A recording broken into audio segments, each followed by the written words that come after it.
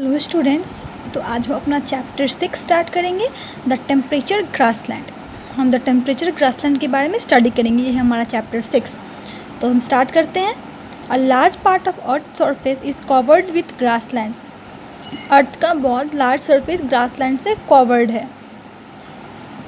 As the name suggested, grassland are plains where grass grow. ऐसे जैसे नाम से पता चल रहा है, ग्रासलैंड वो जगह है जहाँ ग्रास ग्रो करते हैं। Trees and high mountains are hardly seen here. या ट्रीज और मतलब हाई माउंटेन्स हार्डली देखने मिलते हैं। This region is located in temperature region away from the equator between the tropic of cancer and the arctic circle.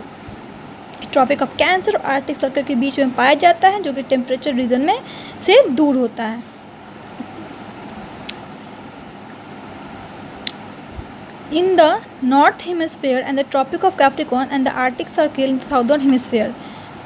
Northern में तो ये होता है ट्रॉपिक ऑफ कैंसर और आर्टिक सर्कल के पास, और साउदर्न में होता है ये ट्रॉपिक ऑफ कैप्रिकॉर्न और एंटार्क्टिक सर्कल के बीच में। These region are known as their grasslands, और इसको ही हम ग्रासलैंड्स कहते हैं। तो temperature grassland have different names in different countries. यहाँ पे अलग अलग नेम है डिफरेंट कंट्रीज में। एशिया में स्टेफेस कहते हैं, यूरोप में भी स्टेफेस है, नॉर्थ अमेरिका में पेरिरिज है, यहाँ पे साउथ अमेरिका में पैम्पस है, साउथ अफ्रीका में वेल्ड है, ऑस्ट्रेलिया में down, also found New Zealand.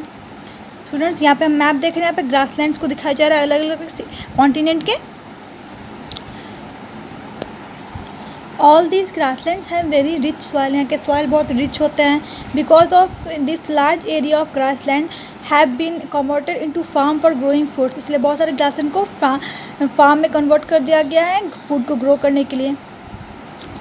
The grassland of the northern hemisphere, prairies and the steppes lie in the higher latitude as compared to the ones in the southern hemisphere। ये सब southern hemisphere से ज़्यादा height पे हैं। Pampas, the weld and the down south, the crops can be grown in the warmer month in the northern hemisphere. तो इसी northern hemisphere में crop warmer month में होते हैं।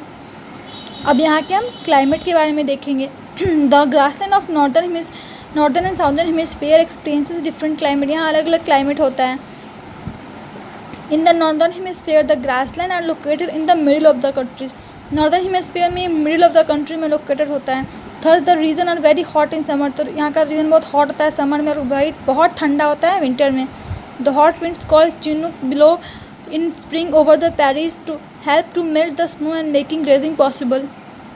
तो यहाँ पे चिमोक एक नाम का एक विंड जो ब्लो करता है स्प्रिंग में पैरिस में, ताकि वो स्नो को मेल्ट कर सके और गैजिंग ईजी हो जाए। Strong winds often blow in the grassland because they are no mountains trees to slow down them. यहाँ पे हवा भी बहुत तेज़ होती है क्योंकि यहाँ पे माउंटेन्स ट्रीज नहीं होते हैं उनको स्लो करने के लिए। In the southern hemisphere, the grassland are located in the coast. और साउदर्न हेमिस्फीयर में कोस्ट के पास होता है। Here the climate is moderate. Also in the winter month sea has a moderating influence on climate. तो sea के कारण climate बहुत मॉडरेटिंग हो जाता है। This climate is very pleasant through out the year. और ये पूरे ईयर बहुत प्लीजेंट भी होता है। सो स्टूडेंट्स, हमारे के लिए आज हम इतना ही पढ़ेंगे। That's all for today।